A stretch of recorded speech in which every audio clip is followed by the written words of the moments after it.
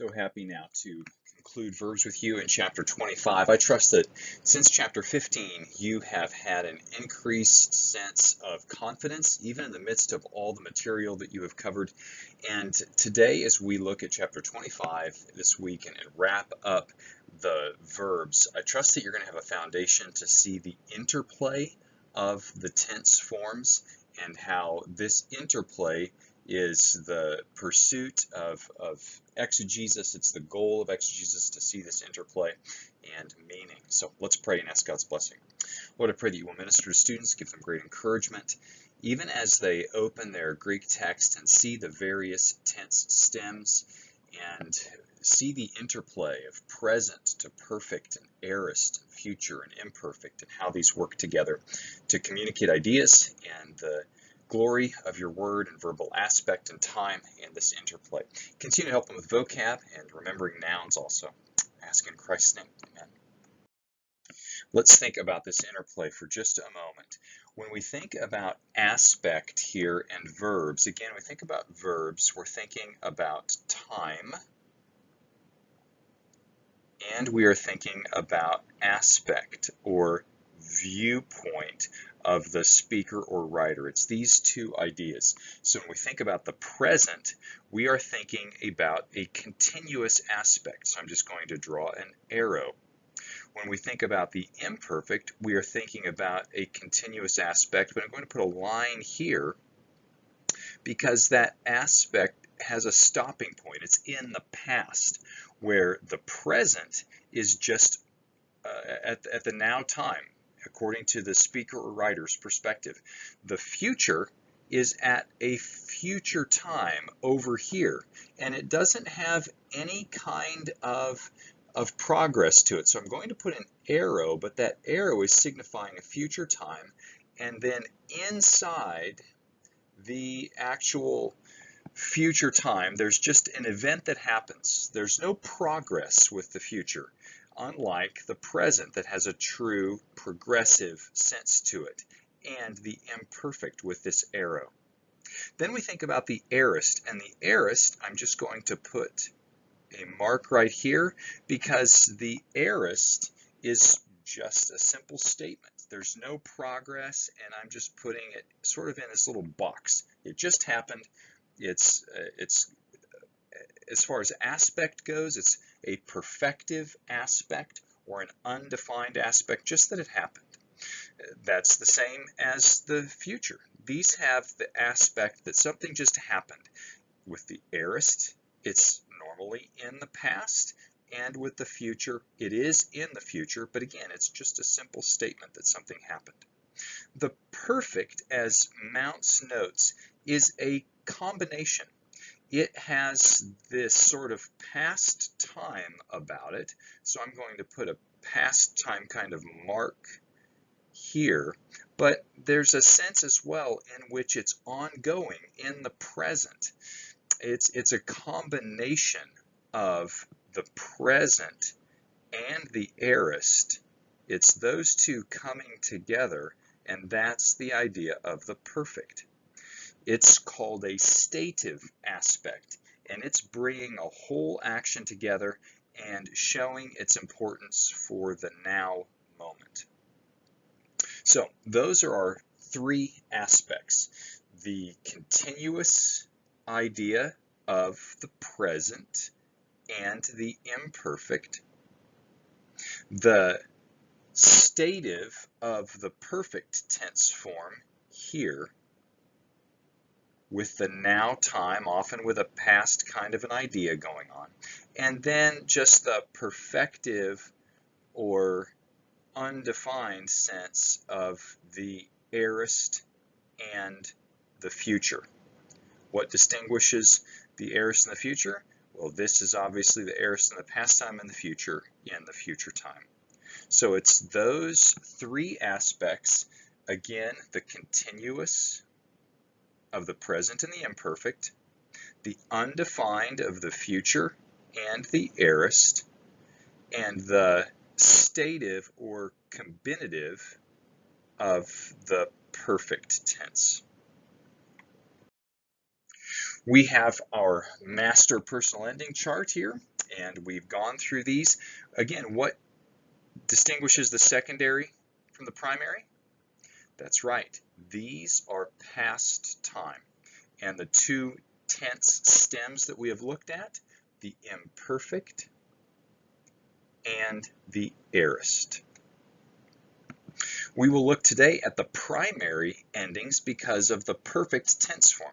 The perfect tense form here follows the primary endings, and that perfect tense form, again, as far as aspect goes, is stative or combinative. It's bringing a whole idea together, some kind of past action with importance for now, and there is sometimes a sense of looking forward with the perfect. It's compelling the whole sequence forward. So we'll think about the primary endings here with the perfect. I'm again wanting to remind you of the distinction between roots and stems. You should have this down by now. And again, page 450, such a great chart here for us. But we're mindful that beneath the surface, there may be more than one root down here, and that the various stems here in our tree, one might pull from this root over here and go up to the present. The others might pull an aorist here, an aorist or a future. So keep in mind, again, this interplay in page 450 can be so helpful for you. I want to think about the identification of the perfect. There are three distinguishing factors. The next three slides will note these. First, the concept of reduplication. This is similar in appearance to the idea of an augment that we have seen. And that augment always goes with, yes, secondary endings. But the reduplication, though it comes at the beginning of a word, similar to an augment, is not an augment. It does not correspond with secondary endings. With the perfect, we use, rather, the primary endings. So we will think about the reduplication as distinct from the augment. That reduplication pattern on page 280, Mounts begins to discuss it, and on to page 281 as well. And there are three different patterns, if you will, of reduplication. Number one, with the reduplication is a consonantal reduplication. So it's just taking a consonant, let's say Lu, and here's our consonant. It's reduplicating that consonant and adding an epsilon. This then is our reduplication, and that signals the perfect stem. Another pattern is if that particular verb begins with a vowel. Let's say the vowel is alpha. Well, there's just going to be a lengthening of that vowel to eta. There is a third type of reduplication, and that's with a compound verb, in which case something like ek plus ball leads to ek beb, and then the lambda here. And what happens is this consonant reduplicates here, and then we just include the epsilon, and that pattern is very similar to what you see here. You can sort of see the pattern there. So three different options for reduplication. The consonantal here first, and then if the verb begins with a vowel that can lengthen, or if it's a compound verb like ek plus ball. Having thought about reduplication, let's think about the tense formative for a minute. Do you remember the aorist active tense formative? That's right, saw. We have a similar tense formative here with the perfect, ka. There are some perfect verbs that don't use ka, but are called second perfects, and they just use alpha. And you can see page 282 for the list of second perfects. But we just have a tense formative. And this is true just with the active voice. So the perfect will be clued by a reduplication here at the beginning of the word, and then a tense formative that follows the actual stem. So we have the stem, and then we have that tense formative. One note with the perfect is it never uses a connecting vowel. This is a similar principle that we saw with the aorist again, the sigma alpha, because the aorist active in principle doesn't need a connecting vowel because this alpha functions that way. Similar principle with the perfect active, but with the perfect middle passive, we have a distinguishing factor here because the middle passive doesn't use any connecting vowel at all. So the last letter of the stem bumps right up against the ending.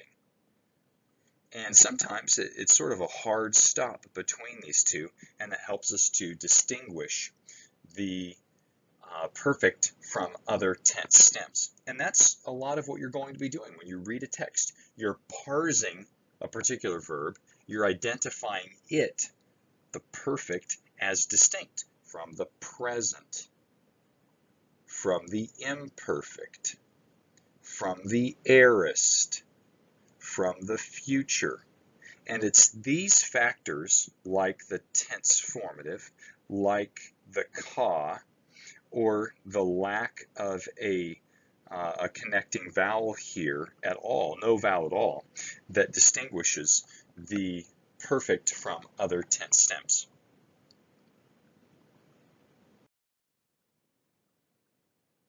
Let's think for a moment about the way that we form here the active.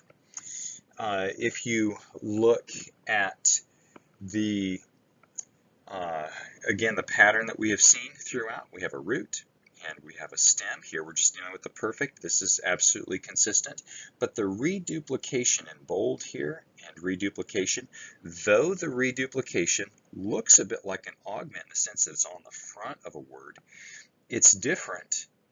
It's not an augment. That augment always signals secondary endings. Here we are thinking about primary endings. And we see that here with men. So we have our reduplication, our stem, our tense formative, and then finally our ending. Le lu common. Now, one note about the perfect, because this reduplication, many words have a consonantal reduplication. That is this consonant lambda here reduplicated, the inclusion of the epsilon. There are more syllables in the perfect, and in many cases, this perfect is a bit harder to pronounce. You'll see that, excuse me, by letter count, it is a longer word. And especially with the active, though it'll be the case at times with the middle passive, that it's a bit shorter because the middle passive doesn't use that connecting vowel at all, where the active does.